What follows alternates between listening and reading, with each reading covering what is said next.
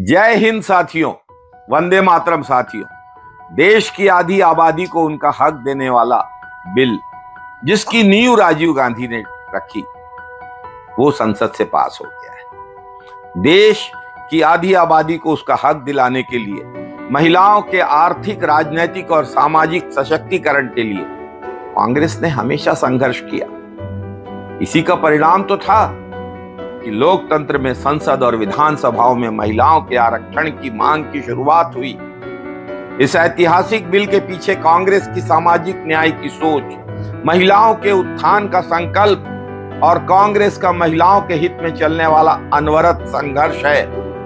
आजादी की लड़ाई में महात्मा गांधी ने और कांग्रेस ने महिलाओं को बागडोर सौंपी और महिलाएं अपने घरों से निकल के अंग्रेजों के खिलाफ सामने आई। उस समय से शुरुआत हुई।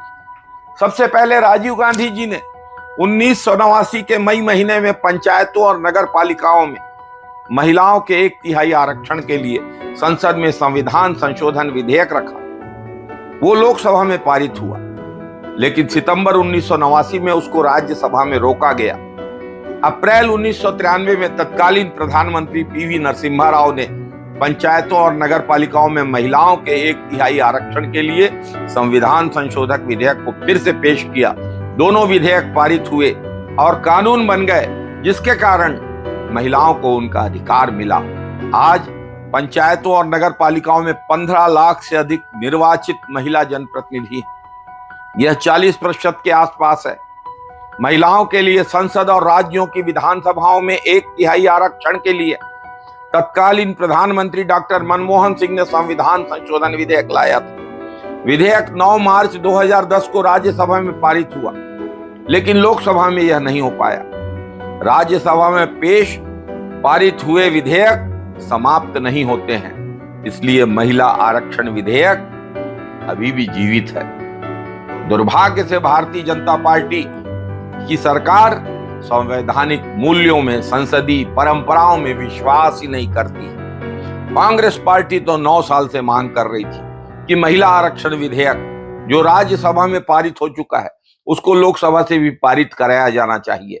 लेकिन लोकसभा में बहुमत था भाजपा का, और भाजपा इस विधेयक पे सांप की तरह कुंडली मार के बैठी थी।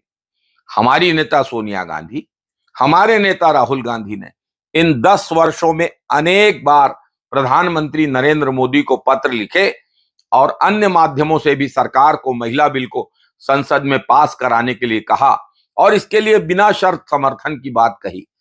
सदन के पटल पे भी कही, सदन के पटल के बाहर भी कही, समाचार माध्यमों में कही, लेकिन भाजपा सरकार ने ये अभी तक नहीं किया।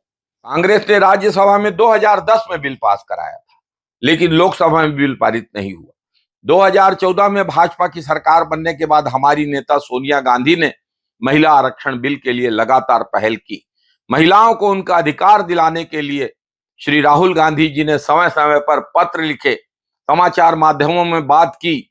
हमेशा महिला सशक्तिकरण पर राहुल गांधी जी बोलते रहे हैं, इस दिशा में काम करते रहे हैं। उन्होंने एक सभा में कहा था कि उनका सपना है कि देश की आधी से ज्यादा राज्यों की मुख्यमंत्री महिलाएं हों। प्रियंका गांधी जी ने तो उत्तर प्रदेश चुनाव में 40% महिलाओं को टिकट देने का वादा निभाया। चुनाव परिणाम कुछ भी हो, लेकिन कांग्रेस ने कभी महिलाओं के सम्मान और अधिकारों के लिए अपनी लड़ाई में समझौता नहीं किया।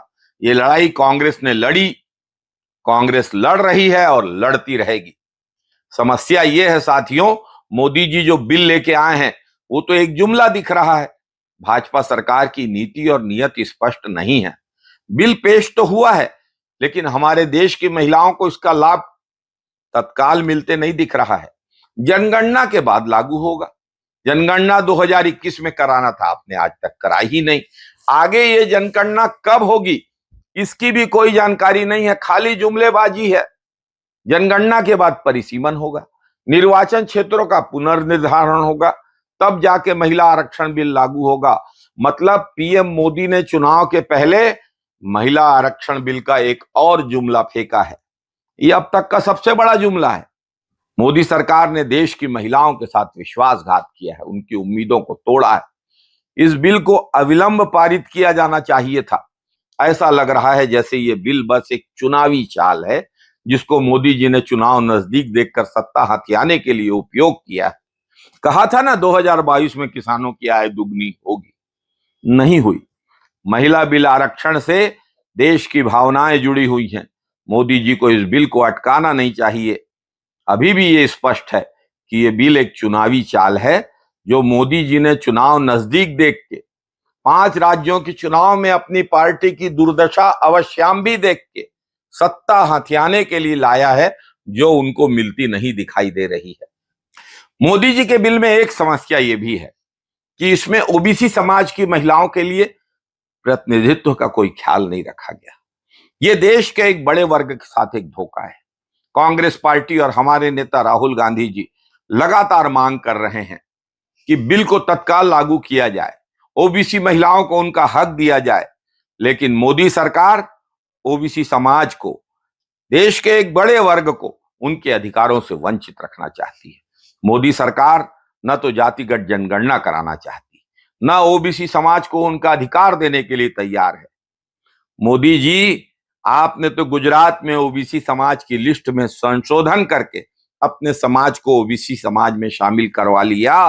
वोट मांगने की बात आती है तब आपको ओबीसी की याद आती है, लेकिन जब ओबीसी समाज के अधिकारों की बात आती है तो आप चुप्पी साध लेते हैं।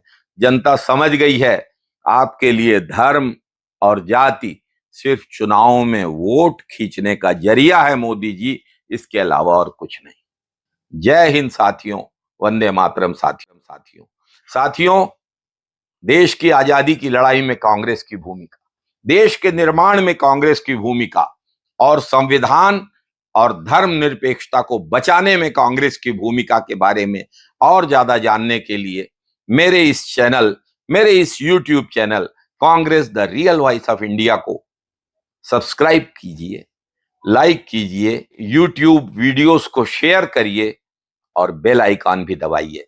धन्यवाद साथियों।